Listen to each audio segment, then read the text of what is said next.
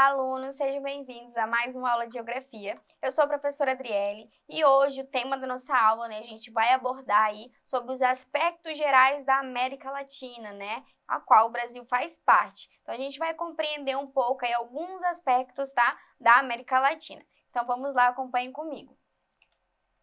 Aqui a gente tem nada mais aí que o mapa, da América Latina, ali o Brasil bem grande para vocês conseguirem observar, e tem os outros países aí que fazem parte também, da América Latina. Ela é uma região do continente americano que compreende todos os países localizados a partir do México em direção ao sul, compreendendo um total de 33 países independentes, que são todos os países do continente, com exceção aí do Canadá e dos Estados Unidos, O Canadá e os Estados Unidos não fazem parte da América Latina. Estão dentro do continente americano, mas não fazem parte da América Latina. Essa divisão se fez com o intuito de agrupar regionalmente todos os territórios que se utilizam de idiomas derivados do latim, que no caso são o português, e o espanhol.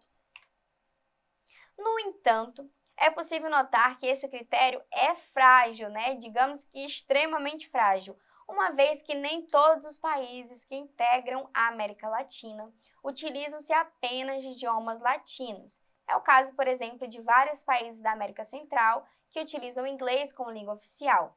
Além disso, existem também os idiomas dos povos nativos que, de certa forma, conservaram-se, como o Guarani, o Nahuatl, o Aymara e inúmeros outros.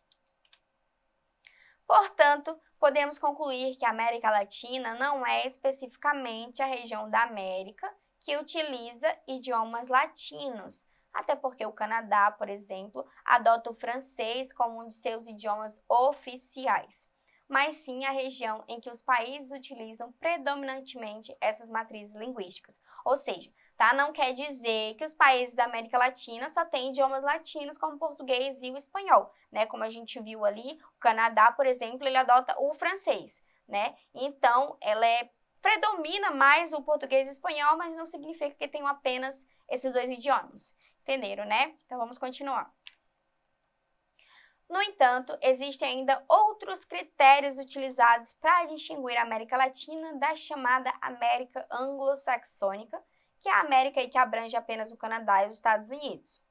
O principal dentre esses critérios é a economia, uma vez que as nações latinas elas são subdesenvolvidas e as nações saxônicas elas são mais desenvolvidas, como no caso ali, dos Estados Unidos.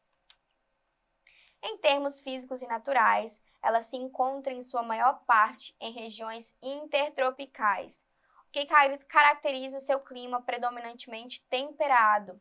O relevo ele pode ser segmentado em suas partes. A leste, uma superfície mais recente e elevada, por se encontrar no entroncamento entre duas placas tectônicas que originaram a Cordilheira dos Andes, e a oeste, o relevo é mais desgastado e, em maior parte, mais plano. Aqui são os termos físicos e naturais da América Latina, Relacionados aí ao clima, que é mais temperado, e também ao relevo.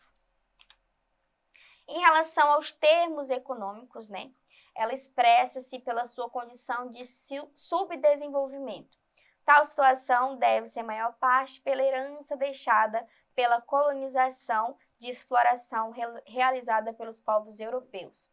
Além disso, a maioria dos países é essencialmente agrária, São aqueles aí que se industrializaram, e o fizeram de maneira tardia, como a gente, pode ver, tem aulas aqui que vocês podem estar pesquisando sobre isso, sobre a industrialização brasileira. O Brasil, inclusive, é um dos países que está dentro aí dessa industrialização tardia. Então, a América Latina, ela também faz parte disso. A maioria dos países da América Latina, eles tiveram essa industrialização aí acontecendo mais tarde, se comparado aos outros países. Em 2008, o Produto Interno Bruto, o PIB, dos países latino-americanos somados ultrapassou os 3 trilhões de dólares, com destaque para o Brasil, que possui 36% desse total, seguido por México, que tem 20%, Colômbia 8% e Argentina 7%. Então, aí, se vocês puderem observar, né, dentro desses países, né, em relação ao PIB, o Brasil é o que detém aí, né, o maior PIB, tá? Comparado aos outros países da América Latina que eu acabei de citar. Em termos urbanos, né, com relação aí à urbanização da América Latina, tá? Essa região ela apresenta grandes cidades em função do acelerado processo de urbanização decorrente da recente industrialização, né? Como a gente viu, né, que a industrialização ela aconteceu mais tarde, quando ela aconteceu, ela foi assim de uma forma meio desenfreada. E com isso aconteceu o quê? Uma urbanização também desenfreada, né? Uma urbanização que não foi planejada como deveria ter sido.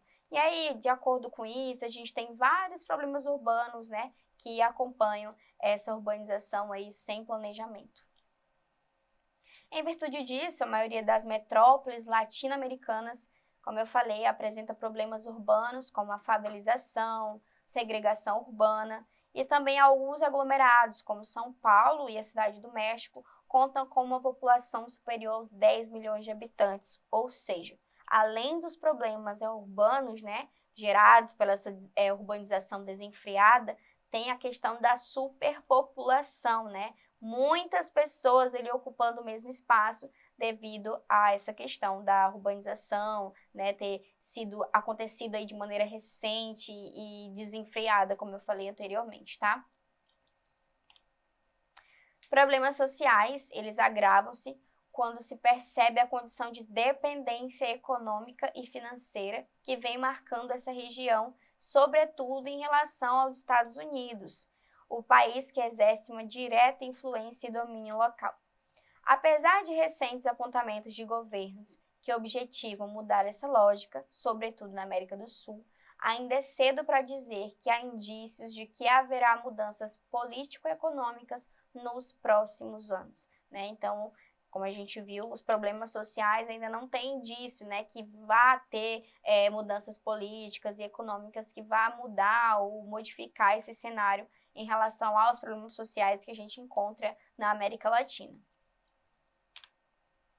Aqui a gente tem a imagem da cidade do México, tá? Como eu falei para vocês, tá? Vocês podem observar na imagem, né, a urbanização. É uma área muito urbanizada, é uma região muito urbanizada e também é uma das cidades mais populosas do mundo. Agora a gente vai para o nosso esperado aí exercitando, né?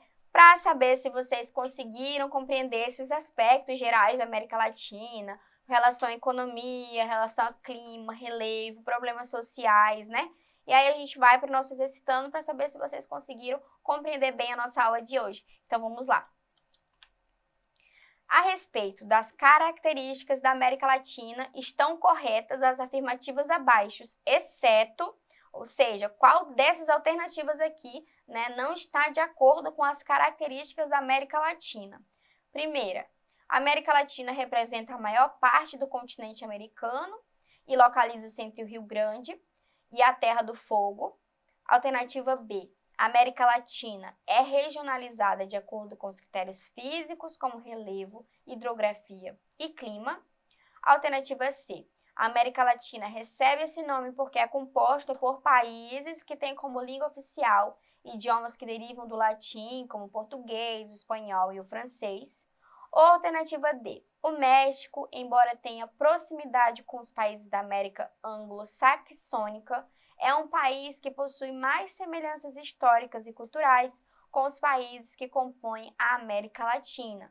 Qual dessas alternativas está incorreta, que não faz parte das características da América Latina? Se você respondeu a alternativa B, tá? É a alternativa correta, no caso aqui seria a errada, né? A América Latina, ela é regionalizada de acordo com os critérios físicos, como relevo, hidrografia e clima? Não, né? Como a gente viu, tem aí a regionalização por aspectos econômicos e também por essa questão linguística, né? Por ser a maioria dos países falarem aí, né? Ter o idioma como inglês, como espanhol e como também o francês. Então é isso, gente. Essa foi a nossa aula de hoje. Espero que vocês tenham gostado. E para assistir mais aulas como esta, não se esqueçam de acessar a nossa plataforma Eduque e até a nossa próxima aula.